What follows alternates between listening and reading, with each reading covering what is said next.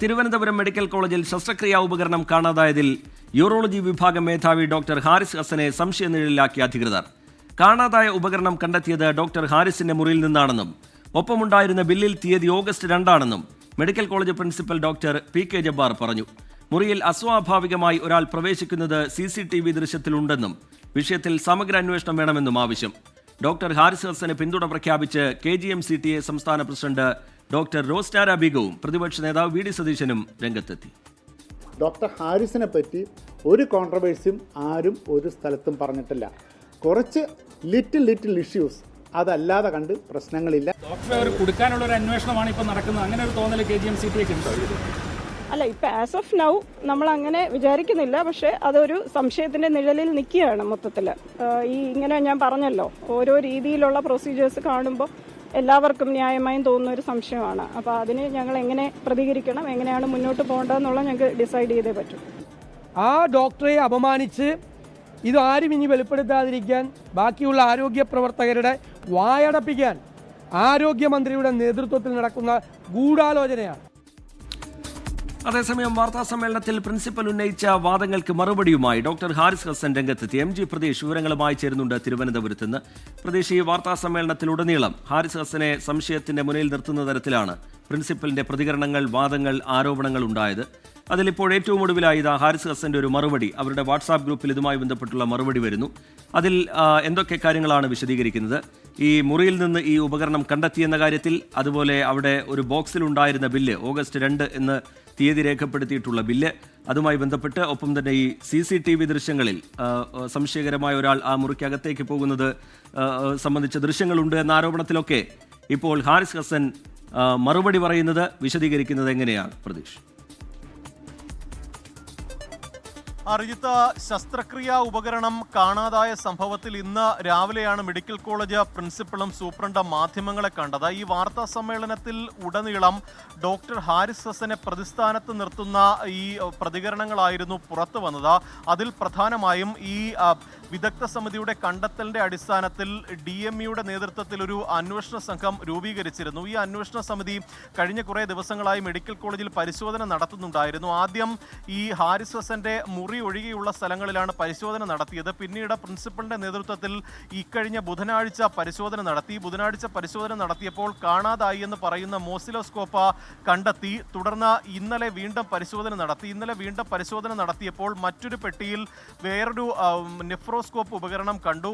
ഇതിനൊപ്പം തന്നെ മറ്റൊരു ബില്ലും കണ്ടെത്തി. ആ ബില്ലിൽ ഓഗസ്റ്റ് 2 മോസിലോസ്കോപ്പ് എറണാകുളത്തെ ഒരു സ്ഥാപനത്തിൽ നിന്ന് വാങ്ങി എന്നതാണ് ആ ബില്ലിൽ കാണിച്ചിരിക്കുന്നത്. ഇതിൽ ഉൾപ്പെടെ ചില സംശയങ്ങൾ ഉണ്ട് എന്നതാണ് മെഡിക്കൽ കോളേജ് പ്രിൻസിപ്പളും സൂപ്രണ്ടും പറയുന്നത്. ഇതിന് പുറമെ ഈ ദിവസങ്ങളിൽ മെഡിക്കൽ കോളേജ് യൂറോളജി വിഭാഗം ഓഫീസിൽ മേധാവിയുടെ, അതായത് ഹാരിസ് ഹസന്റെ ഓഫീസിൽ ഒരു ആൾ അതിക്രമിച്ച് കയറുന്നതായി CCTV ദൃശ്യങ്ങളിൽ ഉണ്ട് എന്ന് പറയുന്നുണ്ട്. ഇത് ഉൾപ്പെടെ ഗുരുതരമായ ചില ആരോപണങ്ങളാണ് സൂപ്രണ്ടും പ്രിൻസിപ്പളും ഉന്നയിച്ചത്.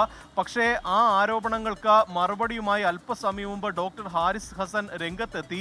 ഇതിൽ അദ്ദേഹം പറയുന്നത്, ഈ മെഡിക്കൽ കോളേജ് പ്രിൻസിപ്പൽ പറഞ്ഞ കാര്യങ്ങളിൽ ചില വസ്തുതകൾ ഇല്ല.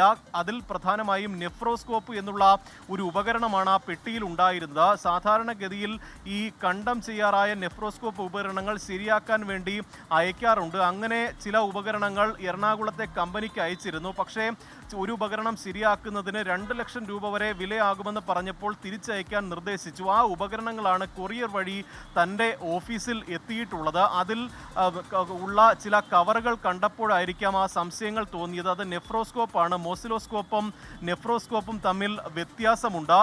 ഇത് പാക്ക് ചെയ്ത കവറിൽ ചിലപ്പോൾ ചില ആശയക്കുഴപ്പങ്ങൾ ഉണ്ടായിരിക്കാം എന്നുള്ള വിശദീകരണമാണ് ഹാരിസ് ഹസൻ പ്രധാനമായും പറയുന്നത്. ഒപ്പം ആ CCTVയിൽ കണ്ട സംശയവും അദ്ദേഹം ദൂരീകരിക്കുന്നുണ്ട്. അതിൽ അദ്ദേഹം പറയുന്നത്, തൻ്റെ ഈ HOD റൂം ഒരു ഓഫീസ് മുറി കൂടിയാണ്. താനല്ലാതെ തന്നെ അവിടുത്തെ ജൂനിയർ ഡോക്ടർമാരും വിദ്യാർത്ഥികളും ആ ഓഫീസിൽ കയറാറുണ്ട്. ശസ്ത്രക്രിയയുമായി ബന്ധപ്പെട്ടുള്ള ഉപകരണങ്ങൾ എടുത്തുകൊണ്ട് പോകുന്നതിനും തിരിച്ച് അവിടെ തന്നെ കൊണ്ടുവയ്ക്കുന്നതിനും വിദ്യാർത്ഥികളോ PG ഡോക്ടർമാരോ അവിടെ കയറാറുണ്ട്. ഒപ്പം ഏതെങ്കിലും തരത്തിൽ ഈ ചില പ്രിന്റുകൾ എടുക്കുന്നതിനുൾപ്പെടെ അവിടെ കയറാനുള്ള അനുവാദം കൊടുത്തിട്ടുണ്ട്. അതുകൊണ്ട് തന്നെ അത് മറ്റാരും അതിക്രമിച്ച് കയറിയതല്ല, അതിലൊരു രഹസ്യ സ്വഭാവമില്ല എന്നുള്ള ഒരു വിശദീകരണമാണ് എന്തായാലും ഡോക്ടർ ഹാരിസ് ഹസൻ മുന്നോട്ട് വയ്ക്കുന്നത്. ഈ ഹാരിസ് ഹസനെ പ്രതിസ്ഥാനത്ത് നിർത്താനുള്ള ഒരു നീക്കത്തിനെതിരെയും വലിയ പ്രതിഷേധമുണ്ടാകുന്നുണ്ട്. കാരണം നിലവിൽ ഇപ്പോൾ നടക്കുന്ന ഡിപ്പാർട്ട്മെന്റ് എൻക്വയറിയിൽ വിശ്വാസമില്ല എന്നതാണ് KGMCT ഉൾപ്പെടെ ചൂണ്ടിക്കാണിക്കുന്ന കാര്യം. അതുകൊണ്ട് തന്നെ ഇതിലെ വസ്തുതകൾ പുറത്തു വരുന്നതിന് വിശദമായ അന്വേഷണം വേണം. അതുൾപ്പെടെ ചൂണ്ടിക്കാണിച്ചുകൊണ്ട് ആരോഗ്യമന്ത്രിക്ക് കത്ത് നൽകുമെന്ന് KGMCT അറിയിച്ചിട്ടുണ്ട്. ഒപ്പം പ്രതിപക്ഷ നേതാവ് ഉൾപ്പെടെ ഈ വിഷയത്തിൽ ഹാരിസ് ഹസന് പിന്തുണയുമായി രംഗത്തെത്തിയിട്ടുണ്ട്. ഇനി സർക്കാർ ഈ വിഷയത്തിൽ എന്ത് നിലപാട് സ്വീകരിക്കുമെന്നതാണ് പ്രധാനമായും അറിയേണ്ടത്. ഈ ഓഗസ്റ്റ് 2-ന് മോസിലോസ്കോപ്പ്, കാണാതെ പോയ മോസിലോസ്കോപ്പ് വാങ്ങിയെന്നുള്ള ബില്ല് കണ്ടെത്തി. ആ ബില്ലിന്റെ ആധികാരികത എന്താണെന്ന് പരിശോധിക്കണം. ഒപ്പം ആ CCTVയിൽ ഏതെങ്കിലും തരത്തിൽ അവർ പറയുന്നതിൽ വസ്തുതയുണ്ടോ എന്നൊക്കെ തന്നെ സ്ഥിരീകരിക്കേണ്ടതും തെളിയിക്കേണ്ടതും ആരോഗ്യവകുപ്പാണ്. പക്ഷേ അതിലൊന്നും തന്നെ കൃത്യമായൊരു സ്ഥിരീകരണം അവർ നൽകുന്നില്ല. ഈ CCTVയുടെ ആധികാരികത എന്ത്, ഈ ബില്ല് ഏത് കമ്പനിക്ക് അയച്ചു, ആരാണ് അയച്ചത് എന്ന കാര്യങ്ങളിലൊന്നും തന്നെ ഒരു വ്യക്തതയും വാർത്താ സമ്മേളനത്തിൽ നൽകാൻ ആരും തയ്യാറായിട്ടില്ല. അതുകൊണ്ട് തന്നെ വലിയ ആശയക്കുഴപ്പം ഇവരുടെ വാർത്താ സമ്മേളനത്തിൽ ഉടനീളം ഉണ്ടായിരുന്നു. പക്ഷേ നിലവിൽ ഹാരിസിനെതിരെ ഉയർന്ന ആരോപണങ്ങളിൽ അദ്ദേഹം തന്നെ ആദ്യം ഈ ഉപകരണങ്ങൾ കണ്ടെത്തി, അവിടെ നിന്ന് തന്നെ ഈ ഉപകരണങ്ങൾ കിട്ടി എന്ന് പറഞ്ഞതിന് പിന്നാലെ നേരത്തെ ഈ ഹാരിസ് ഹസനെ പ്രതിക്കൂട്ടിൽ നിർത്തിയവരൊക്കെ സമ്മർദ്ദത്തിലാവുന്ന നിലയുണ്ടായിരുന്നു. അതിന് പിന്നാലെയാണ് ഈ വാർത്താ സമ്മേളനം നടക്കുന്നത്.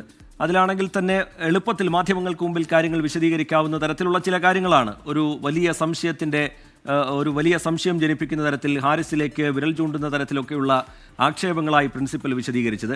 ഈ ബില്ലിൻ്റെ കാര്യത്തിലോ ഈ CCTV ദൃശ്യങ്ങളുടെ കാര്യത്തിലാണെങ്കിൽ ഹാരിസ് ഹസൻ നൽകുന്ന മറുപടി ഈ അവിടെയുള്ള ആളുകൾ തന്നെ ആയിരിക്കാം, ഈ മെഡിക്കൽ കോളേജിൻ്റെ പ്രവർത്തനവുമായി ബന്ധപ്പെട്ടുള്ള ആളുകൾ തന്നെ ആയിരിക്കാം. അതിലൊന്നും ഒരു വലിയ സംശയത്തിൻ്റെയോ വലിയ ആരോപണങ്ങൾക്കോ ഒന്നും പ്രസക്തിയില്ല എന്നുള്ളതാണ് ഹാരിസിൻ്റെ വിശദീകരണം. ഇതിനൊക്കെ വളരെ എളുപ്പത്തിലൊരു വ്യക്തത വരുത്താവുന്നതാണ്. അതിനു മുമ്പേ തന്നെ ഇങ്ങനെ ഹാരിസ് ഹസനെ സംശയത്തിൻ്റെ നിഴലിൽ നിർത്തുന്ന തരത്തിലുള്ള ഒരു വാർത്താ സമ്മേളനം പ്രിൻസിപ്പലിൻ്റെ ഭാഗത്തു നിന്നുണ്ടായി. ഇതിൽ ഇനിയിപ്പോൾ ഈ ഹാരിസിൻ്റെ വിശദീകരണം കൂടി പരിശോധിച്ച് അതാണ് സത്യം എന്ന് തെളിഞ്ഞു വരുന്ന ഘട്ടമാണെങ്കിൽ ഇങ്ങനെ നിരുത്തരവാദപരമായി ഇത്രയും ഗുരുതരമായ ആക്ഷേപങ്ങൾ മാധ്യമങ്ങൾക്ക് മുമ്പിൽ നിരത്തിയതിന് പ്രിൻസിപ്പലും വിശദീകരിക്കേണ്ടി വരില്ലേ പ്രതീഷ്?